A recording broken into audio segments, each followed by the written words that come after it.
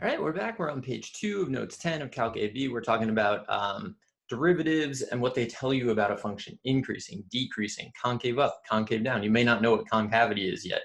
If you took math analysis, even if you didn't, you should probably go check out math analysis notes 22, which is really all about this. So these notes are really review if you took my class last year. But if not, I understand not everyone does that in their kind of like pre-calculus type class. So go check it out. There's like a lot of information there. Anyway, I'm going to jump back in here. So based on the graph of f prime shown below, all right, big deal. The number one graph, the most common graph that you're going to be given is f prime. You're given that because f prime tells you almost everything you need to know. And so get used to looking at f prime. Definitely the number one most common thing. Determine the intervals where f of x is increasing. Add number line sign chart below the graph. Okay, so sign charts are a huge idea. So this is the graph of f prime. Right here. So we want to know where f of x is increasing. Okay, so f of x increasing means that f prime of x is greater than 0. F prime of x being greater than 0 just means that you're above the horizontal axis. So everywhere we're above like the x-axis in this case, f prime is positive, which means f of x is increasing. So I'm going to highlight those. So here, that's where f prime is greater than 0. Here, f prime is greater than 0. And here, f prime is greater than 0. Okay, so let's make a sign chart. I mean, we can answer the question at this point, but let's make a sign chart anyway. So sign charts are hugely important. Basically everything you do in these notes, like fundamental stuff. Like you got to be amazing at this stuff. So we're going to label this as f prime. The only thing that really needs to go on the sign chart for f prime are the zeros or discontinuities of f prime. We don't really care about, well, or f of x if we knew that there were any. We actually know that there are no discontinuities of f of x on this interval because f prime is continuous on the interval, which means f of x must be differentiable on the interval, and differentiability implies continuity. So f of x is continuous everywhere on this interval. So what I'm going to do is I'm going to take the zeros of f prime. If you line it up right, you can just kind of, I'm just going from here down to here, to here, to here, and so on. So 7, 4, 1, -1. All right, then we're going to do plus signs. Do more than one. I like to try to do 3 on each interval because when we have multiple sign charts, so this is, I'm telling you the sign of f prime. F prime is above the horizontal axis here, so these are pluses. It is below the horizontal axis here, so these are minuses, and so on. So you want to do a bunch of plus signs, like basically fill it up, because when you have multiple sign charts like f prime and f double prime, you sometimes need to decide on an interval is f prime positive and f double prime negative and whatever. So the more the merrier, basically. Okay. So underneath this, this is kind of like an optional thing. You could say that f would be increasing, decreasing. So what's nice about this is, well, what I think is nice about this, right? Imagine a roller coaster. You're going up, and then there you start going down, and then here you're going to start going up. And eventually you're going to go down here, and then here you change and go up again. Look at this. Relative maximum, here, relative minimum, relative minimum. So we can see from our sign chart where the relative maximums and minimums of f of x are going to happen. Big, big deal. But not actually the question here, so let's answer the question. So we can say f of x is, what are we looking for? Increasing, okay, is increasing on -2 to -1. So I'm just gonna do this. I mean, -2 is definitely positive. I'm gonna just not count -1. And then 1 to 4, because we can see we highlighted that. I'm not going to count 1 or 4 because f prime is 0 at those points. And then, 7 at 0, it being f prime.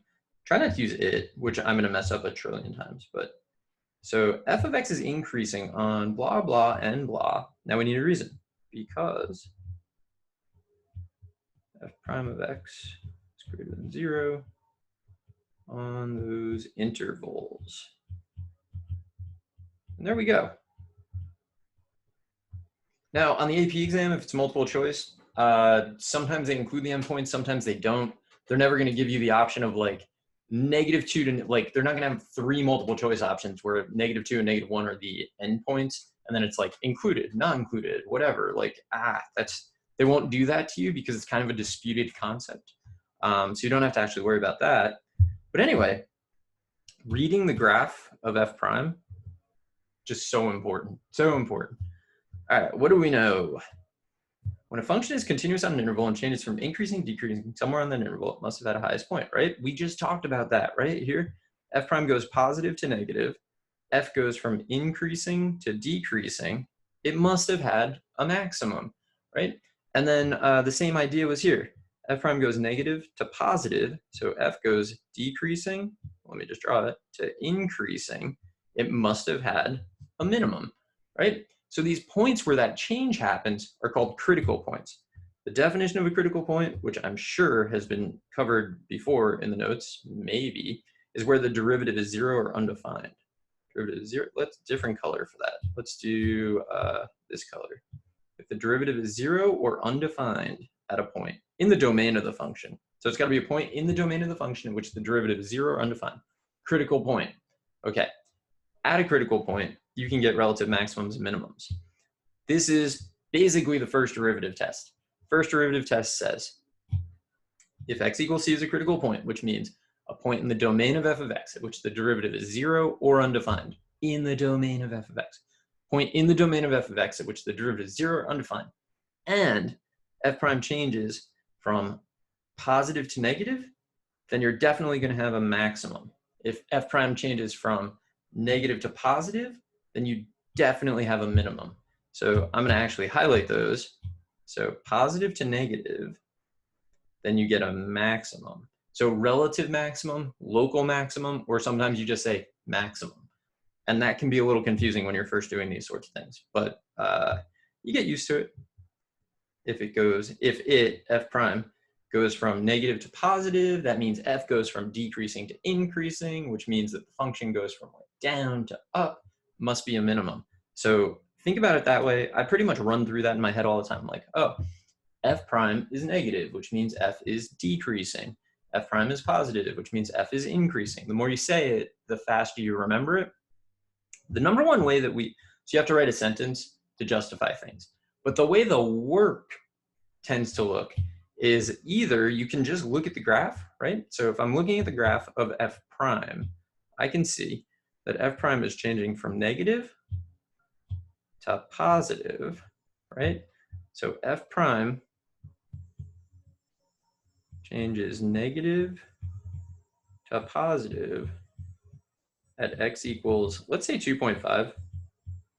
Therefore, so f prime changes negative to positive, f changes decreasing to increasing. If you're on a roller coaster that goes from decreasing to increasing, you're at a minimum. So therefore, f of x has relative minimum at x equals 2.5. That's it. That's the first derivative test. And this is the justification that you're going to give. Here we have f prime going from positive to negative at 2.5. So we'll say f prime changes positive to negative at x equals 2.5. Therefore, so if f prime changes positive to negative, f goes from increasing to decreasing. If you're on a roller coaster that goes from increasing to decreasing, you hit that maximum. And then your question is like, how much are you decreasing? Like what type of decrease do you have there? But anyway, f prime changes positive to negative, therefore f has a relative maximum at x equals 2.5, and that's the justification that you're going to do. And then you could also have turned the graphs into sign charts, right? So these, I believe, just correspond to each other. So for example, this became this, whereas this became this. By hand, I make the sign charts all the time. If I'm just given the graph though, like free response questions, frequently the case that you're given the graph of f prime, I'll just look at f prime. I won't do the sign chart. But with a function, I'll do the sign chart all the time. I think that's what we're going to do on the next page. But anyway, I will be back in the next video, and we will find out together. So I'll see you there.